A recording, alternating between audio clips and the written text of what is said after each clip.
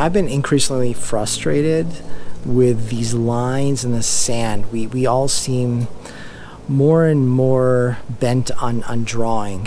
We're seeing it play out between Israel and Palestine right now.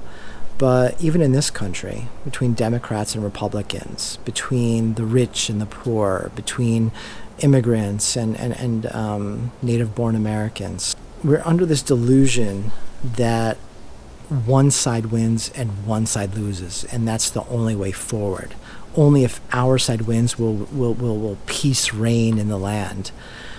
But it's a lie we tell ourselves. Anyone who has worked on their self, has invested in personal development and growing and dealing with issues that they face in their own life and overcoming traumas, knows that just doubling down on who we are does not make us better.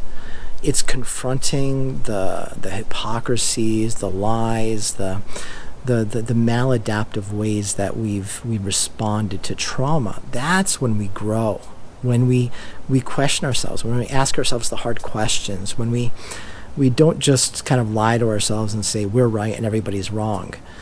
And what is a group but a collection of individuals, sometimes sharing the same trauma, sometimes sharing the same worldviews. And the only way, not just us as individuals, but us as groups improve is if we confront those shortcomings within us. And I really see that as the only way forward. If we want to live in a society that's peaceful, that's prosperous, we need to confront not just the shortcomings within ourselves, but within our own groups.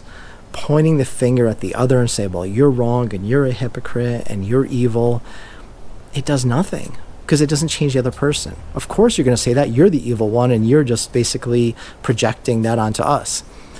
And here we are. Do you feel safer? I know I don't. I see things getting worse. And so this way that we look at the world, really, that in itself we have to question. And the way out is by each one of us questioning, confronting, forcing our groups to look in the mirror and say, you know what, we're not angels either. We have shortcomings here and here and here. And when we do that, you know what happens? When others see us doing that, that encourages them to do the same thing.